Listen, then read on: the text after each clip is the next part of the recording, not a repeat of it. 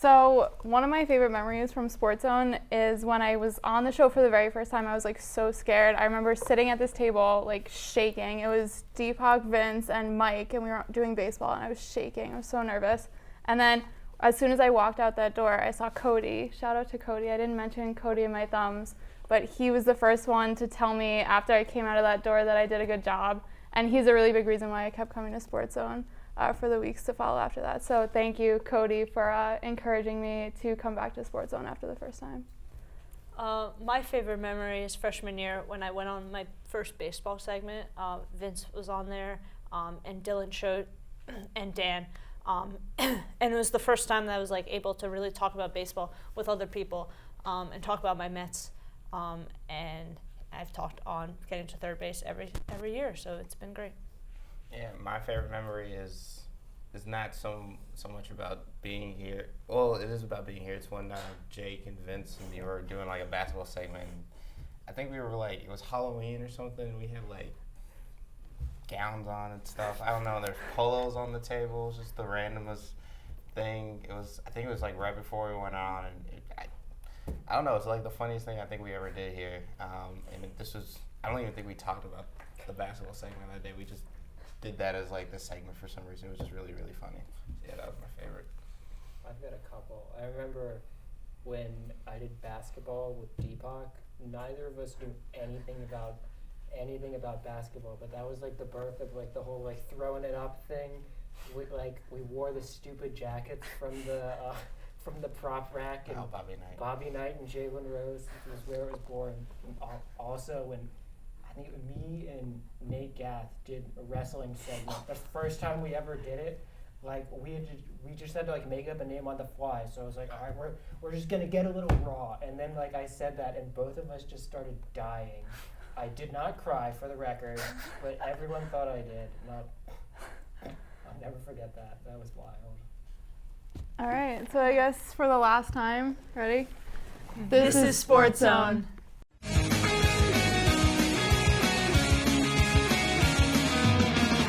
Hello and welcome to the final SportsZone of the semester. We are kicking it off with the important stuff as we usually do. Aaron is alongside me once again, and Champions League semifinal first legs have been played, and a picture about the final is sort of starting to come into focus, and I think we'll talk the majority of time about the Champions League. We'll start with the first semifinal that was played in England. Liverpool and Mo Salah seemingly unstoppable, running out to a 5-goal advantage, but then coughing up 2 late away goals. So now the tie stands 5-2. Roma has the same task they had the previous leg against Barcelona, needing a 3-goal win at home.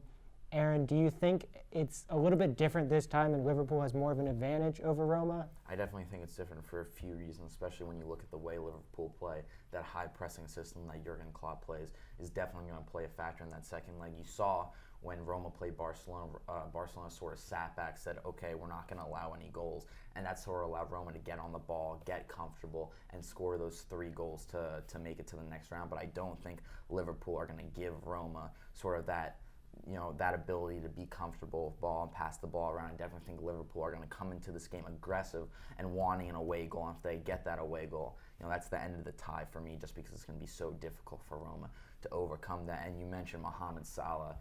This guy is just unbelievable. He's been unreal this season. Coming into the season, everybody sort of thought, hey, Mohamed Salah, he's a good signing, but is he going to tear the Premier League or the world alight this season? Nobody really thought that. Even at Roma, he wasn't as good as he's been at Liverpool this season, but just seemingly unstoppable with the ball. That 3-headed monster, Firmino, Salah, and Mane have been unstoppable for Liverpool this season. So I definitely don't see a way that Roma can come back, especially when you look at the fact that Jurgen Klopp is never, ever going to sit back in a game. Even up 3 goals, he's going to go at it. He's going to high press. But having said that, everybody counted out Roma last time, and definitely getting those late 2 away goals gave them some life. And it's a possibility because I think Roma are still an unbelievable side. They're a side that many people underrate, but I still think that Liverpool are going to end up going to the Champions League final, which is a crazy thought considering what people expected from them this season. Certainly, you mentioned Mo Salah scored his 42nd and 43rd goal of the season. He's got 31 goals in the Premier League, which is tied for the most all-time in a single season, and he's still got three games to sort of build on that. And I'll stick with this game for a little bit. You mentioned Roma, and their tactics in this game were a little bit questionable. They sort of went all-out attack. They were playing with 5 at the back, essentially, with their wing backs, but they were so flush, so forward, that they really left themselves exposed on the counterattack. So a player like Mo Salah, who is a speed player, was really one-on-one against the center backs. Do you think Roma got the tactics wrong in this game? I mean, you would have to say they did, especially when you look at the result. And usually, this season, Roma have been, it's not like they've been going 3 in the back all season. In Serie A, they've, from some of the games I've watched where they play, they've been going 4 at the back. So the decision to go 3 at the back, even though they did go 3 in the back versus Barcelona when they won that tie, it's confusing, especially going away from home. And you've got the likes of Salah and Mane who on the wings who are just going to run at you. So definitely interesting tactics for me in this match, and I think it definitely cost them. But on the other side, Roma got the tactics wrong. Liverpool totally got the tactics right. They've been doing what they do all season, just suffocating the opponent on the defensive end, and then attacking wise, just going all out. And I think for Liverpool, an important tactical thing is their wide backs. Andy Robertson at left back and Trent Alexander-Arnold at right back, who not that many people talk about, have had unbelievable seasons, and they've been doing so well. Knowing when to go forward, knowing when to go back. So you have to say that while Liverpool got the tactics right, Roma sort of got the tactics wrong, going 3 at the back in this game. And certainly those tactics give Liverpool the leg up, and they sort of have a foot into the final with that game to be played this upcoming Wednesday. And the second semifinal in Germany, Bayern Munich playing Real Madrid. And really in a game where nobody really played well at all. Real Madrid winds up with a 2-1 advantage coming back home, 2 crucial away goals. Bayern Munich takes an early advantage, and Real Madrid is able to fight back. Aaron, do you think there's much to draw from this game in a game where really, it's hard to even say Real Madrid played well, but they still wound up winning? Yeah, this was sort of a weird game. Both teams, such high quality, have such high class players, and like you said, neither team really played well. But Real Madrid sort of do what Real Madrid do. Even when they're, it seems like the other team's dominating the game, they come out and they score 2 away goals, and it's going to be really difficult for Bayern Munich, especially a team that's known for their defense, that sort of relies on their defense to get them through games. A lot of people thought they may shut them out if they could go into Madrid, up 1-0, not conceding any goals. They might have had a very good chance, but I certainly think that Real Madrid have to be the favorites in this, knowing that they've got those 2 away goals, and if they're able to play up to their quality like they have in the Champions League this season, if Ronaldo and Modric and Kroos are able to play better than they may have played in Munich and play up to their ability, I really don't see a way that Bayern can go through, and it's looking like it's going to be a Real Madrid-Liverpool final. Certainly, and Bayern Munich in that game suffered a couple injury blows. Jerome Boateng, center back, got hurt, and Ian Robben just a couple minutes into the game getting hurt. Bayern does have injury boost because Javi Martinez and David Alaba will be back for the second leg, but it sort of seems like two away goal mountain is sort of a tough hurdle to climb. And you mentioned that it seems like a Liverpool-Real Madrid final. And since this is our final segment of the semester, I will ask you to put on your prediction hat. If those 2 teams, or if you think a different final will be set, who do you see winning the Champions League this season? Well, if you're looking at the 2 teams, Real Madrid and Liverpool, I mean, Real Madrid's the obvious choice. They've won the past 2 Champions Leagues. They've got Cristiano Ronaldo, but you know what? I'm going with Liverpool. I'm going with Liverpool just because I really don't want to see Real Madrid win another Champions League, and because even as a Man United fan, I can admit Liverpool have been a great story this season, especially when you look at Mohamed Salah, if Mohamed Salah is able to score an important goal in this Champions League and win Liverpool the Champions League, you gotta say he's a favorite to win the Ballon d'Or, which would be crazy to say before the season started. But my head would say Real Madrid just because of their experience in the Champions League and their roster, but my heart is saying Liverpool because it would be a great story. It would be great for English football as well, for an English team to win the Champions League, which hasn't been done in a little bit. And certainly that game would be an interesting one tactically, with both teams liking to play on the counterattack. So how that game would sort of shake out would be really interesting, and I think would be a fun final if it would be one. I might tend to agree with you there. I would like to see Liverpool win just to sort of break up the monotony, and you play the hot hand, and Mohamed Salah has just been on fire this season, so I think that would be certainly where that would be good for the game, sort of, to have a player of his quality and his character sort of on top of the world for a little bit heading into a World Cup summer. And I think finally, before we wrap up, we'll talk a little bit about the World Cup that's going to be played this summer, as we won't really have much to talk about that until it resumes when you guys come back next fall. Just, I guess, sort of another sort of prediction type mode. With going into the World Cup, you've got favorites like Brazil, Germany, France, and they certainly have easier type draws getting to the latter rounds. Which teams do you think will make it deepest into the World Cup and ultimately will win the World Cup? That's a very loaded question, because I think in 2014 Germany were sort of a favorite. A lot of people picked them, but there's not really a clear favorite in this tournament when looking at. I mean, I can easily see Germany winning it again, but I can also see Brazil. I can also see France if they get it together, just because of the talent they have. I could even see Argentina making a deep run. A lot of people don't think that because they haven't played well in qualifying, but I just have a feeling Lionel Messi is going to be up for this tournament, that knowing that his sort of legacy is on the line. I think if Lionel Messi is up for it, I can see Argentina making a deep run. So I mean, there are a few teams that could win this one. I'll go with Germany to repeat, just because I think even though they don't have the best roster, I think they play the best, and I think they have the best chemistry.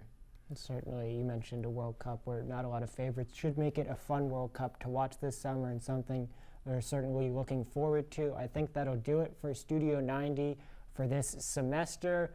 Stick around for more SportsZone after this.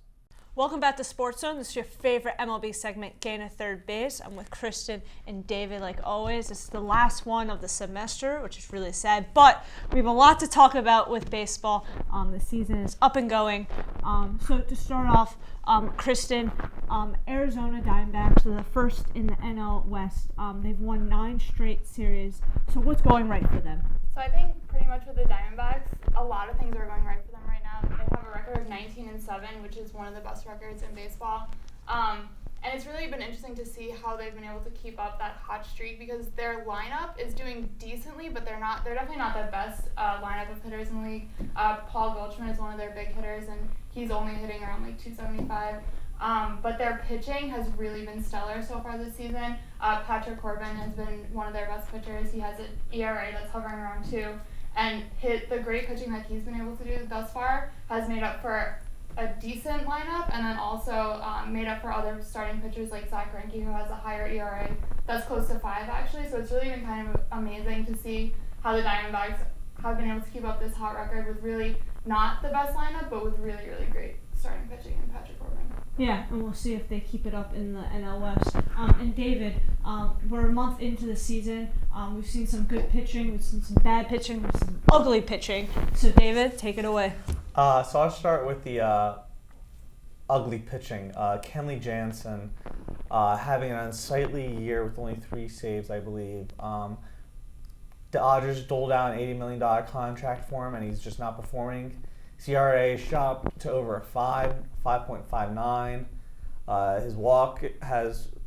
His walks per 9 has shot up from below a 1 to a mid 3 level, I believe, mid 2-3 level, and his home run shot from below a 0.9, I believe, to 2. So he's really struggling badly with those peripherals and not getting many 1, 2, 3 innings that we would like him to be getting.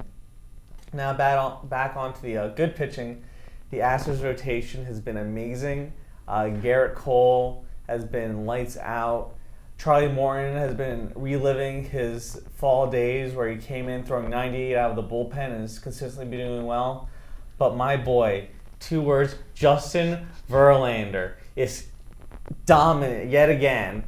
I don't know whether it was a wedding to Kate Upton or he just refound himself in Houston, but my boy is back, and he's going to be contending for the AL Cy Young by the end of the year because he's the best god-darn pitcher I've seen. Now, I did not mention Dallas Keuchel because he's not been doing very well so far this season. It's basically been the other 4 stars. I forgot to mention Lance McCullers, but he's always been pretty good with that strikeout curveball. Dallas Keuchel, not ugly, but not good, so I'm going to give him the bad rating. But Astros being led by Justin Verlander, I definitely see some really great things. All right, wait, if I could just jump in here, I want to add something to the ugly pitchers, which I hate to do, but Jason Vargas last night made his first start for the Mets coming off of an injury, and everyone was hoping that he would come in and kind of pick up the slack because Matt Harvey, we know, didn't do so well and was sent to the bullpen, and we were hoping that Jason Vargas would really be able to come in and kind of just do at least decently well. He really did not do well at all. I think he let 9 runs. 9 runs? How many innings? Across in like 4 innings or something like that. It was an absolute disaster. So that was just ugly to watch. And then also for the Mets, Zach Wheeler and Steven Matz really have not been pitching as well as the Mets need them to be pitching. Jacob deGrom and Noah Syndergaard have been stellar as usual. Everyone knows that they are just going to go out there and do what they do every 5 days. But the other 3 really are, it's concerning to say the least. So we're going to have to see going forward if they can get their act together, because the only way the Mets are going to contend is if their pitching gets their act together. So I have to ask, as Mets fans, like who's next in the lineup after those guys? Because I don't really know anyone else in your AAA since Rafael Montero got towards UCL. Yeah, we don't need to talk about Rafael Montero. I'm just scarred by that, so we can just continue. On a different note, so the NL Central right now, the Pittsburgh Pirates are first place, but behind them are the Chicago Cubs, St. Louis Cardinals, and Milwaukee Brewers, and they're all a half game out of first place with the Pirates. So it's only the first month, but it's a very close race with the Cincinnati Reds with like 6 games behind. So they're probably slowly getting out of it, but those 4 teams really show that in my opinion, this division is really, who knows what's going to happen. You have the Chicago Cubs who, like we said many times, that early in the season they were the favorite to win. But the Pittsburgh Pirates, they're still winning. They're still doing good. So we'll see what happens with the NL Central. So that also goes to another note. So this is our last game to third base of the semester. So we want to do predictions. So we're going to go down the line and say who do you think is going to win some division. So Kristen, you start. So I'm going to take the NL East because, as everyone knows, the NL East is very close to my heart. I don't think it would be fair of me to say that the Mets are definitely going to take this division because obviously we touched on it before how the pitching has been really struggling except for those top 2. So I definitely think the National League East is going to come down to the wire. I don't think it's fair even to count the Nationals out at this point, even though they're in 4th place right now, because they still have people that are injured. So I do think that the National League East is going to come down to the Mets and the Nationals at the tail end of the season, and I'm going to say that the Mets are going to take it. David? So just to first bounce off one of your points about the Cubs, it's very surprising seeing how Yu Darvish signs this major contract with them and immediately just gets lit up. Like, I'm talking really short outings, 5 innings for 4 runs, and I think that plays a part into the Cubs' failure, but you're going to touch on that later. I'm going to handle the AL East. Everyone knows I'm an Orioles fan, and I'm going to say now they're not going to be even close to winning that division. Manny Machado's my bronze Jesus is going to be leaving me at the trade deadline, so that's going to be a hard pill to swallow. But it's really going to come down to the Red Sox and Yankees. No one's going to be surprised by that. I'm giving the edge to the Red Sox. If you ask my brother's girlfriend, I've told her this multiple times that the Red Sox are going to be winning the division. She doesn't talk to me anymore because of that. That's totally fine. And it just comes down to the fact that the Red Sox have a more consistent lineup. You know that with Mookie Betts and Dustin Pedroia, Mitch Moreland, which 2 years ago I would have laughed at that comment, and Chris Sale are going to go out there and they're going to perform. The Yankees, I mean, Giancarlo Stanton's a really streaky hitter. He's had those cold periods and he may have those hot periods. I'm not sure if that's really enough to justify, being able to push past the Red Sox. Aaron Judge, as much as I hate to admit it, he has been doing as well as he has been his rookie year, maybe a little bit worse, but it's still early in the season, so he'll probably be his usual self. But beyond that, maybe Didi Gregorius are having a great lineup, which pains me to say. But other than that, I can't really think of any good Yankees players. Luis Severino, but they're going to prove me wrong. I know they will. They recently ended their 500 games, and I'm sorry for rambling like this, but they're gonna make it close, and I'm gonna hate it.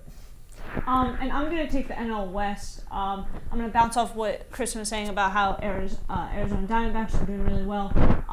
They early in the season they've played most of the West of their division, and their division is really not that good. The Colorado Rockies are in second place; they're 5 games behind. But also Arizona has played St. Louis Cardinals, the Philadelphia Phillies, who's in second place right now, and the Nationals, which are still a good team. So they're still playing pretty good teams, and they've still won every series that they've played. So I really think that they're going to take the NL West, and so we'll see what happens. So that has been getting to third base. Hold on a second. Sorry, I forgot to say something, but for those that have been paying attention to baseball, last week Danny Farquhar had an aneurysm. Sorry, he wasn't hit by a baseball. He had an aneurysm. Went into ICU and has been going brain surgery. We've learned that he is walking now and that he expects to make a full recovery, which is obviously great for him to hear. And it's great to see the baseball community get behind him, even if he doesn't resume playing. I just want to say that that serves as an inspiration to us all, that he fights for his life. Yeah, and so that's been getting to third base. Thank you. And welcome back to SportsZone. This is our NBA segment, throwing it up. It's the last edition of the year, so I had to get the form right on that one. I'm joined by Justin, who's in his formal attire today. The very last minute, just got off a plane. Last week was a tease. This is my last show. Everything you saw last week was just a big joke. Absolutely. You got to keep the viewers intrigued, Justin. You got to keep them intrigued. We do it for those ratings. We're like Skip Bayless and Shannon Sharp. Exactly. But we'll talk about some NBA. We'll start off with a big game that's going on actually right now. Game 7 of the Indiana Pacers-Cleveland Cavaliers series. So, Justin, just quite simply, who's going to win this Game 7? I have no idea. Honestly, I don't know. It's hard to bet against LeBron because he could drop, a 40-point triple-double and propel his team to victory, or his team. I mean, he'll show up, but nobody on his team will show up, and then, Indiana can win that game. I mean, Kevin Love was the second leading scorer on the team, averaging 8 points a game. Second leading scorer, averaging 8 points a game. So that just tells you everything you need to know about the series. LeBron has no help. It's really just going to come down to, how much energy and how efficient he's going to play today will determine if Indiana wins or not. I think Cleveland, just because LeBron can have one of those superhuman Michael Jordan, Kobe games, and Indiana doesn't have him. So for this one game, LeBron James. Yeah, I mean it's really tough to see LeBron James not coming out in a Game 7 and just doing his thing. Yeah, he really hasn't had a roster this bad since the days before he left from Miami. Bobby Gibson. Yeah, exactly. So it's going to be interesting to see if they do win this series, how they're going to fare against the Toronto Raptors, and we'll talk about the Raptors-Wizards series real quick. The Raptors winning in Game 6 in Washington. I was there to witness it. The Raptors really not as convincing in this series as some people thought they would be going in as the number 1 seed. People thought that they would maybe win in 4 or 5. They won in 6. They didn't even look convincing in Game 6. So, I mean, forgetting about the Wizards and their issues, Justin, can you see the Raptors progressing to the NBA Finals, basing it off this performance in the first round? They give me more hope, mostly because Kyle Lowry played a pretty good series. He did about what he did during the regular season. He didn't, just fall off a cliff like he normally does in the playoffs. He was their best player in Game 6 by far. I think he had 28, 6, and 5. So, if he can carry that in, DeRozan played pretty good during the first round, and their bench was their bench best unit in that first round series. They got a chance. It's really for me between them and Philly. We'll see what happens when we get there. I'm really hoping for that. Drake, Meek Mill, Eastern Conference Final. I'm really rooting for that. But yeah, they're showing me a lot more than what I was expecting going in. Yeah, definitely agree with that. The Raptors, certainly a favorite in the Eastern Conference. I'm actually going with the 76ers just because of the way they play. It's crazy to think that the 76ers are our favorite in the Eastern Conference, after, being so mediocre for so many years. But that's definitely the case in the Eastern Conference. The other series in the Eastern Conference, Boston beat Milwaukee, but we won't talk about that. We'll move over to the Western Conference. A big series that had everybody talking was the Utah Jazz versus Oklahoma City Thunder. The Utah Jazz winning the series in 6. Russell Westbrook, dropping 46 points, but that on 43 shots. Yep. Paul George struggled. Carmelo Anthony struggled. So, putting aside how well, Donovan Mitchell and that Utah Jazz team played, Justin, looking forward to this Oklahoma City team, do you see a way that Paul George is going to re-sign with Oklahoma City? And if he doesn't, how are they going to, move forward from here? I mean, I do see a way he could resign. I mean, I would hate to go out on 4 of 16 shooting, 6 points on, a terrible Game 6 performance where your team was in reach and you really came down to one shot from pretty much going into overtime. From that standpoint, yeah, I think he really enjoys playing with Russell Westbrook. And I think he enjoys the Oklahoma City organization as a whole. I think the question will be is the glitz and glamour of LA going to persuade him from that? Because I think for him it's those two options, really nothing else. There's really no other choice. It's just, I think he'll weigh winning or money in terms of off the court value. So we'll see. I'll say he'll probably lean towards Los Angeles since he made that claim before he got traded, just as a preference. But I wouldn't be surprised if he's back at Oklahoma City. Question is, will Melo be back? Don't know. Probably will be with that $20 million player option. Might get bought out, but that's something they're going to figure out later. After Paul George. Yeah, definitely. I mean, Melo would be, sort of, dumb to turn down that $28 million option, that he can get from the Oklahoma City Thunder. And certainly, LA, the big favorite to land Paul George other than Oklahoma City. But maybe another team to watch out for is Philly. I think it would be a great fit in Philly. It would be a great fit. That's another possibility, but that's a discussion for another day moving forward. And another series that kicked off yesterday was the Warriors-Pelicans. The Warriors, sort of comfortably winning that series. So Justin, how do you see the series, panning out moving forward? I was a lot higher on the series before yesterday. I thought this was New Orleans' chance to steal a game against the Warriors, with Steph Curry being out and probably being back the next game. Clearly, Golden State took the regular season off and the first round off, and that their defense is ratcheted up to a 10th degree. This is a completely different team. I can see New Orleans getting a game or two. Not much. When they pull out the lineup of Etuan Moore, Rajon Rondo, and Drew Holiday, it's pretty much their starting backcourt. They're just so undersized. Kevin Durant is playing small forward at 6'10", 7 feet tall. Andre Iguodala is 6'8". Drew Holiday is the tallest of that bunch. It's 6'5". They don't have enough wings to match up. Anthony Davis is their greatest mismatch, but they're double teaming him to death. We'll see if the rest of Steph Curry hinders them because incorporating him. But I really don't see a way Golden State doesn't win comfortably.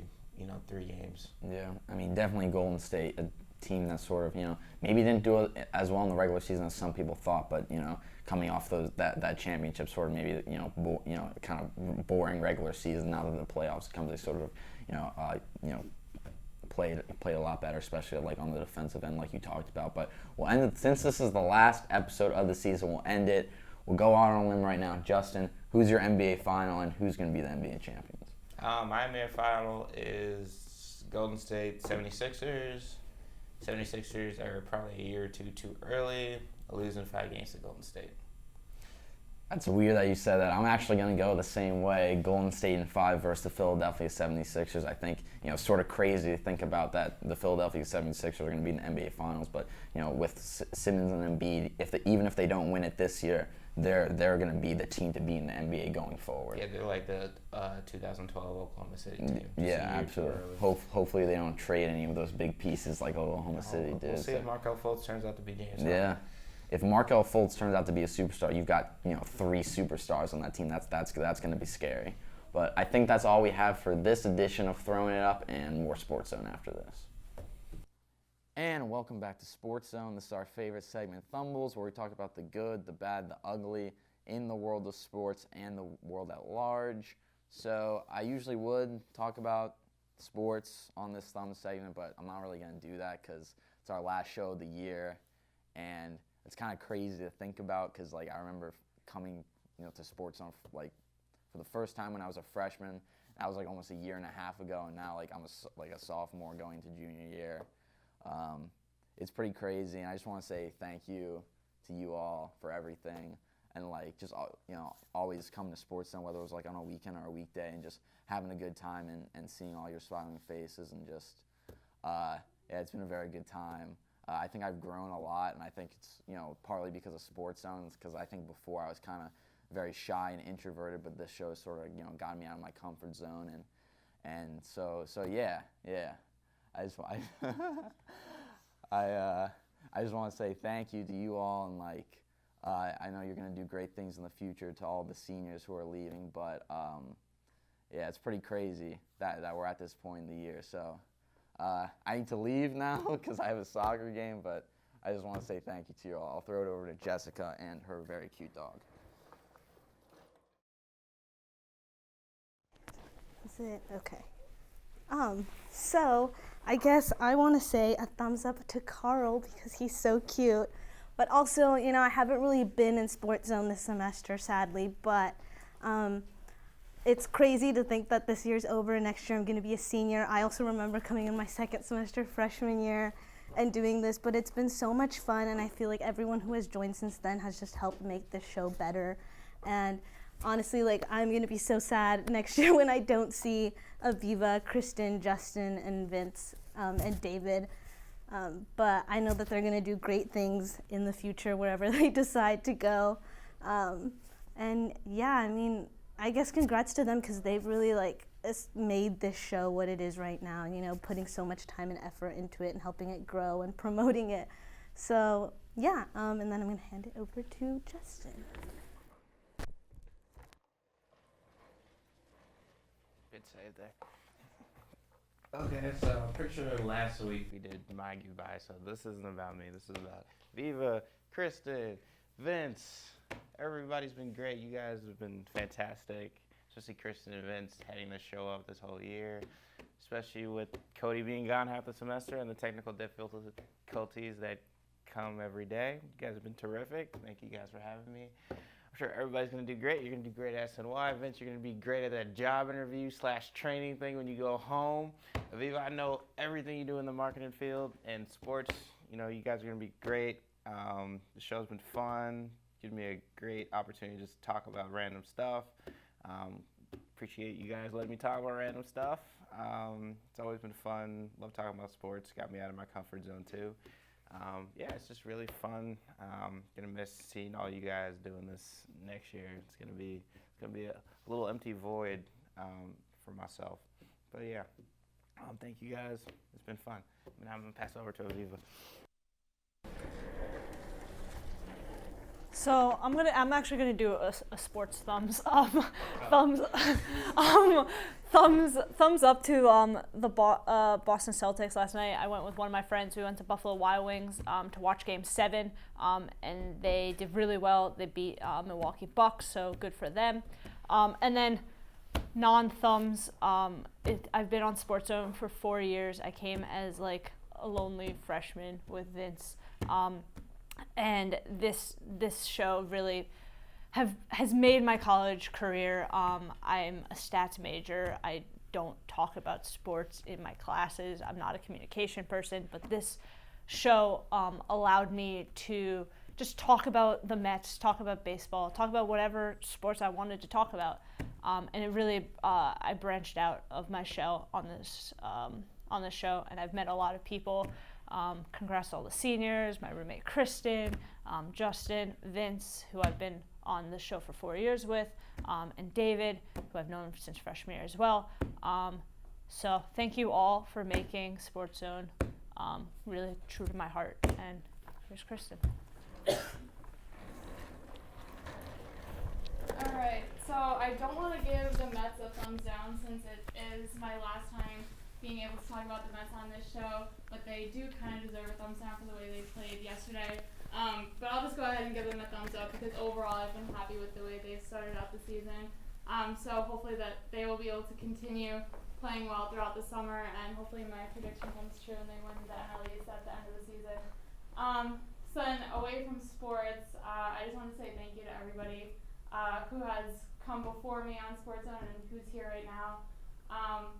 If it wasn't for you guys, this show wouldn't be a show, And I have just had a blast producing the show with Vince this year. It's been great. So to everyone who's graduating, Aviva, Justin, Vince, and David, I know you guys are all going to do amazing things, and I can't wait to see what those things will be. And then I'll give Jessica a thumbs up for coming for this last episode. She's been great ever since she's joined the show, even before me, so I got here after her, so she's been with me pretty much from day one. So it's great that you came for the last episode. Thank you for that. And then to Aaron, it's been great to see him, as he said, kind of grow through this show. And he's the one person that we recruited that's actually stayed consistently, which is great. So thumbs up to Aaron. He's awesome, and I'm looking forward to seeing him continue to do the show as the years go on. And then my final thumbs up of my SportsZone career is going to be to Vince. We have definitely had an interesting year producing this show together. We've had a lot of ups and downs, but you and I have always been on the same page and kind of had each other's backs throughout this whole experience. And producing the show with you has really been one of my favorite memories of senior year, and I will never forget it. I wouldn't trade it for the world. So thank you for all of your hard work. Vince does a lot of hard work behind the scenes that people don't really get to see. So just thank you for everything you've done for me and for the show. It's been a lot of fun. So here's Vince. Oh, jeez. All right. Well, I'll get two quick sports thumbs out of the way, and then I'll get into other stuff. We'll throw thumbs up. The best moment of the NFL draft by far was seeing Ryan Shazier walk out on the stage without any crutches or anything. He was there with his fiancée to announce the Steelers' first-round pick, and that was extremely powerful, moving, inspirational, everything that he's been through so far and will continue to go through. Just his journey back to recovery after looking like he might never walk again is just nothing short of inspirational. So that was amazing to see him walk out on the stage Thursday night. And then for the last time, I feel like I've thumbed down Arsenal more times than I'd care to remember over my years here with SportsZone, but we'll do it one final time because why not? They lost to Man United early this morning, sending out a second lineup, but neither here nor there. If they can win in the Europa League, that would be nice. But I think we'll end on a positive thumb for Arsenal because without them, I wouldn't have been able to rant about anything over the past 4 years. So they've given me more fuel to the fire than anything I could possibly imagine. So we'll leave Arsenal with a thumbs up because I don't know. Through the good and the bad, they've always been there. And when, stuff's been bad, I've always been able to watch them and feel better for the 90 minutes watching them. So I will then transition. It's unfortunate this is the last episode. Really, at the beginning of the semester, I didn't really sort of comprehend even that this episode would be a thing that would be happening, so it's sort of hard to believe, but it's been a wild ride on SportsZone. As Aviva said, we came in as bug-eyed freshmen 4 years ago, too scared to really do anything, and the show has really helped. I know at least helped me blossom a little bit. I know Aaron said it a little bit earlier. He was a little bit on the introverted side. I think I would be, if he's a little bit introverted, then I don't really even know what I would describe myself as. So I don't know, this show has really helped leaps and bounds in terms of that for me personally, and it's meant a lot to come through it, especially with the people who have come through it. It's not about the show, it's the people who were there with for all of it. So I don't know, I wouldn't have traded SportsZone for the world, and I think it's going to be in good hands next year with Aaron and Jessica coming back, Ryan coming back to the helm to produce. I can't wait to see where SportsZone gets taken in the future, and hopefully it continues to mean as much to new people who join as it did to me, because this show was really everything. ATV. I met my roommate Justin through Superheroes Registered. I don't know if we care to remember that time or not, but that was something that happened, a series of events that led us together. So that was, ATV has been really important for that. And I guess, I don't know, for the seniors, for Kristen, for David, for Justin, for Aviva, I don't know. It's been a fun ride. Wouldn't trade it for anything. It's been I don't know. It's been something else. Lost for words, but I don't know. SportsZone's been something else. I will say, like Aaron, I don't know. He was the first and only kid I ever recruited for SportsZone. I'll never forget the spring interest meeting when we were there. He was sitting in the back. I was sitting in the back. We both didn't kind of want to be there. So, but when we talked about, I think Manchester United played Hull City earlier that day. When we talked about that, I knew we had a SportsZoner and he was going to stick around. So I'll never forget that memory. In MGC, we really both didn't want to be there, but it turned out for the good. And so I don't know. So memories like that. As Kristen said, I'll throw thumbs to her. This semester, or the past 2 semesters, really have been really fun producing. We've been the ups and downs, the jarring visuals, the shocking laps, audio dips, whether headroom, this, that, or the other. We've had problems, but we've stuck it out. It's been certainly fun. I don't think I would trade any of it for anything, and all the things that went wrong just can be something that we look back and laugh at now and stick with. So I don't know. Thank Kristen for sticking with it when I don't even know some of the stuff we had to deal with. People will never know. It's been wild. All the hours editing, all re-editing, uploading, all that fun stuff. But wouldn't trade it for anything. It's been amazing. And so I don't know. Finally, for signing off. For Jessica, for Aaron, who will be back here and leading SportsZone into the future, and for Aviva, for Justin, for Kristen, and for David, who will be signing off for the final time, we will say thank you for watching SportsZone. We hope you had as much fun as we did, and somebody else will be sitting in this chair to see you next time.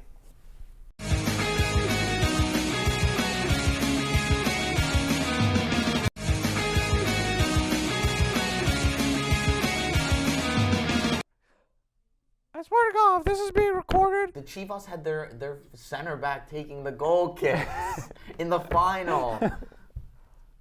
This tournament's a joke. Hello and welcome to the final SportsZone of the semester of the season. That is why we're all in our fancier attire today. We are kicking it off with the important stuff on SportsZone like we always do. Studio 90. I'm joined by Aaron for the last time this semester, and the soccer world. All right, no. What the is that? All right, come on. All right, that was Bush League. That was. Oh. All right, yeah, you can just start over again whenever you want. All right. Jesus Christ, what the? All right. It started off well. It was just kind of the wheels just really fell off. It's like the last one. I was like, how many times can I say the word last in a sentence? All right. I'll ask a couple questions to you, Justin. Number one, what did you see from the Raptors that maybe gives you hope that they can make the NBA Finals? And then, I'm sorry. What? Can we just do that over? I'm sorry. I had a brain fart. Wait. Sorry. I'm sorry. No, it's okay. I'm sorry. Wait, do I have to start the whole thing over again? All right. If you want to just pick off with what you asked, I guess. Okay, yeah, I got you. Sorry, I thought of something in my head. It's good for the bloopers. It had nothing to do with anything we were talking about. It had something to do with my group project. You just said, and wait, what was it with your group project? I have a group presentation due tomorrow, and my group's been terrible. So we've been group chatting and stuff, and then we're trying to figure out how to do something because our professor doesn't like our slides. Yeah. I finally thought of how we're gonna fix it. And I was just I need to tell somebody, but you're not the person to talk to. All right, we got this. Sorry. Now we're good. Sorry. All right, I'll just start from where I said. Yeah, it's recording, so whenever you're ready. All right, cool. Speaking of the Toronto Raptors, I don't know how to start it off. Sorry. Okay. All right, I got this. This is why I didn't want to do this. Okay, all right. Okay, well. I'm not gonna look at you. It's fine. Oh God, all right. You got this. Okay, all right. I'm thinking of something okay. Is it Carl with a K or just Carl with a K.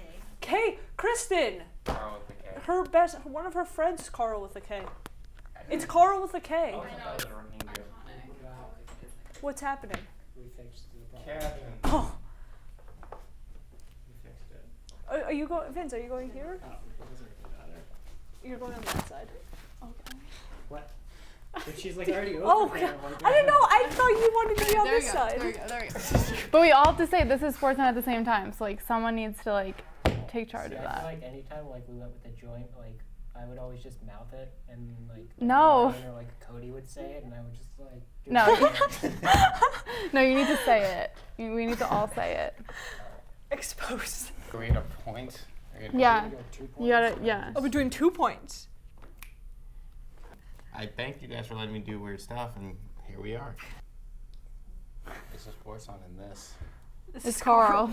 Carl. This is Carl. You should do that. Just this is SportsZone and Hi, this is Carl. Carl. Hey, come here. No. This like shirt thing is really throwing me off. It's more because of like the skull and That's crossbones exactly that's than what the I was actual thinking. shirt. Oh my gosh. It's like trying like this tough guy front, but I'm not really buying it. I'm really not No. buying it. That was the Throwback randomest to thing Jake. we ever did. My favorite memory was when Jake like transferred schools and didn't tell anyone, and then we were all like, "What?" That was a time for Oh, sure. that was funny. We just had like 3 polos on the table for God knows what reason. And that Oh, was- All right, I'm ready. If you guys Okay, are, I'm ready. Are you ready? I think Yeah. that was You good? during a Let's go. basketball segment too. That was during. That was just like. Yeah, why not? impromptu T-shirt display in the middle of basketball. My name is Christian, and my favorite memory is- No, I'm saying like, do I need to like explain what we're doing, or do I literally just say it? Yeah, what if we just like, what just happened? It's SpongeBob. It's always SpongeBob. Oh my god. Is this how it is in your room? all the Yes. time?